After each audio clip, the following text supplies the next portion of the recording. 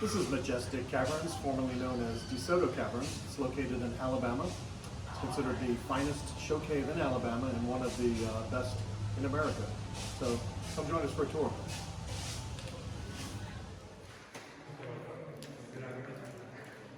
It's the vastness of this inner cavern. With that being said, we'll turn the lights off in 3, 2, 1. That's pretty dark, right? Total darkness. All right, now if the wind is kind of darkness, we like to play a couple of games. So can y'all wave y'all's hand in front of your face to see if you can see it? Can y'all see y'all's hand? Nope, can't see anything. I'll be very impressed if y'all could. All right, let's see how well we know our own face. Can everybody find their nose? Let me know when y'all did that. Found it. I think if you found your nose that quick, that means you pick your nose a lot, but I'm not 100% sure. It's like muscle memory, you know what I'm saying? All right, let's see how well we know our surroundings. Can everybody find their neighbor's nose?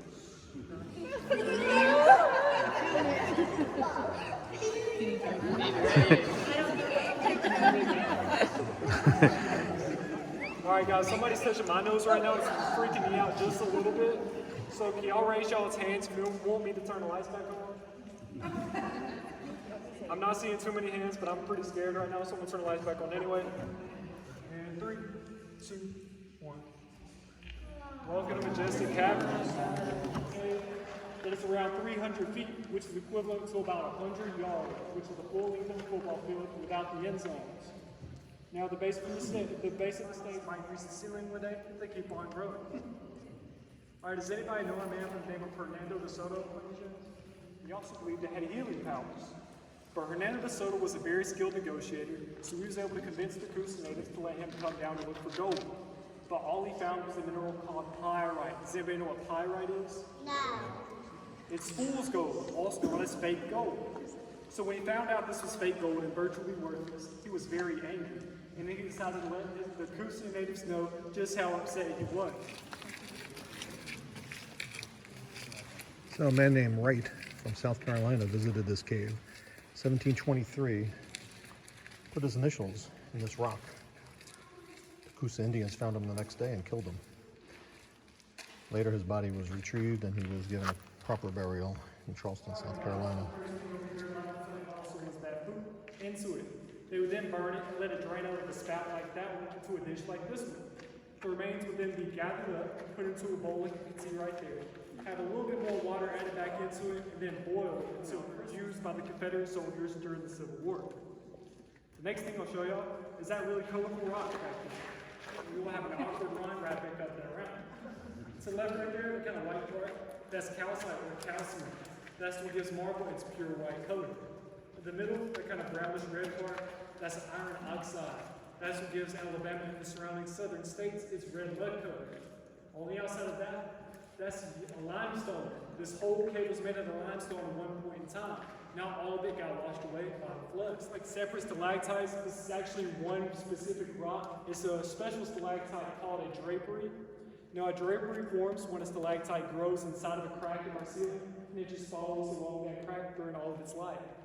So what's special about our drapery is we have the second largest in the entire world. The first largest is in Dubai. But I personally think ours is cooler because we can walk under it and see what it looks like from the inside. I also think it's pretty cool. It kind of looks like a jellyfish with little tentacles coming down. All right, guys, y'all can walk under it.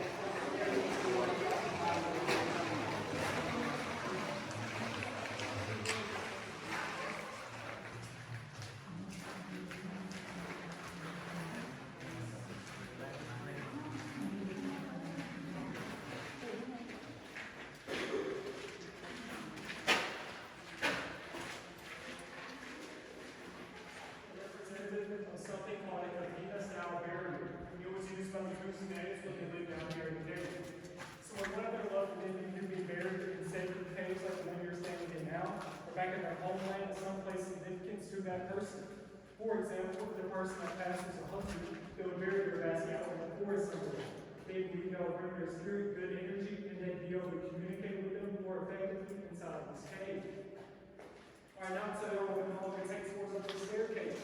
So in the early 1910s and around 1912, we are going to do some excavator tours. It was only about 5 miles, so it really was giant. So So those bodies were then put on display right back there, all the way up until we got a new owner. And we're pretty sure they're reburied somewhere back there.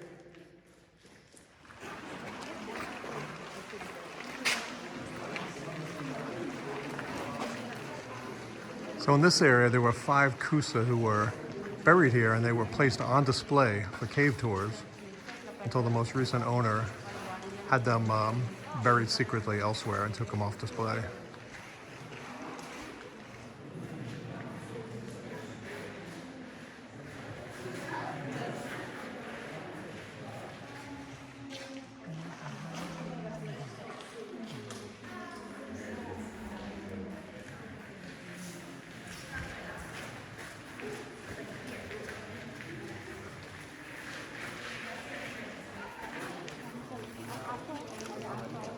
And 3, 2, 1.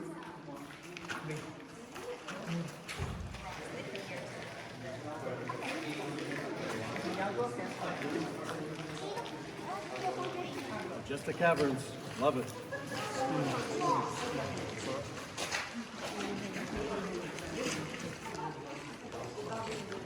Well, a lot of people are confused what I mean when I say our rocks grow, so I'll give you a quick explanation for that.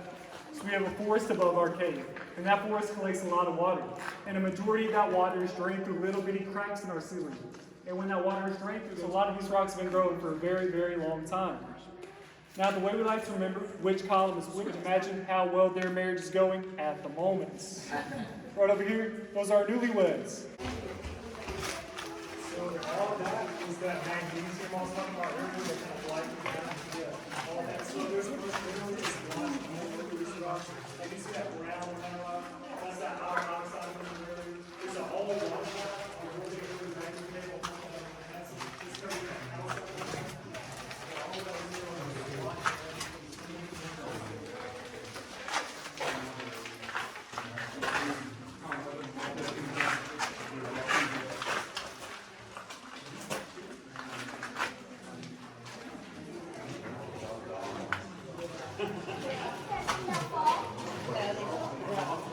Oh, be careful.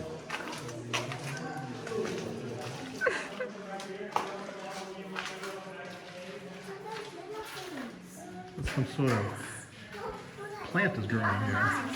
Never really saw that before. Another type of plant growing right here above it. Those are just lights. Yeah, there's water dripping right there.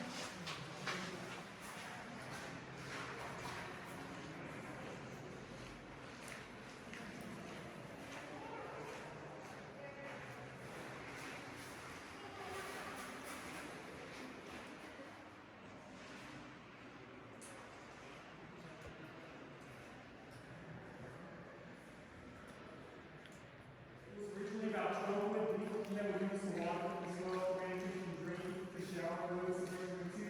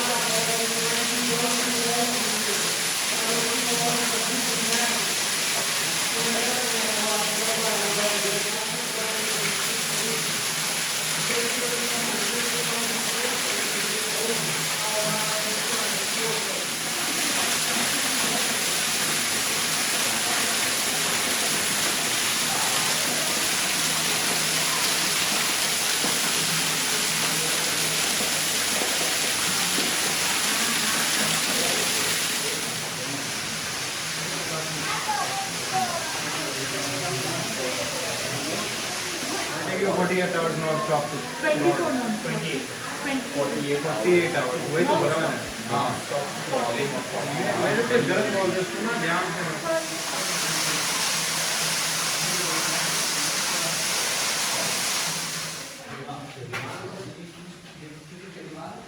Shot someplace undercover, so he went out searching. He eventually stumbled upon this exact cave, slid down that 50-foot mudslide I mentioned earlier, made his way all the way back to where I'm standing now, and started making moonshine. The way we know it was right here where he started making it is because there's still smoke stains on the stalactites above. Oh, wow. So he made about 2 50-pound jugs full of moonshine, and of course he had to test some of his product as well, so he's a little bit tipsy. When you got a 50-pound jug in each hand, feeling a little wobbly, you can't make that crawl up that mudslide, and he found that out the hard way. So he thought to himself, if I can't take the product to the people, I'll bring the people to the product, and he made a bar down here. That bar was known as the Tavern. The bar was right here where this black rope is now. The dance floor is right behind y'all where that red mud patch is now. And the gambling table is where those black benches are. So as you can imagine, a lot of unregulated drinking and gambling can lead to some disputes. And a lot of those disputes were settled with guns, as we can see from these broken stalactites. So if you ever see a slanted break like that, that is most likely caused by a gun being shot down here, because the slanted break is automatically man-made. So a lot of those gunshots happened during when the bar was down here and when the Confederates were testing their gunpowder on the other side. This is 3 days straight. After those 3 days, he came out and looked around, saw there was no police officers anywhere.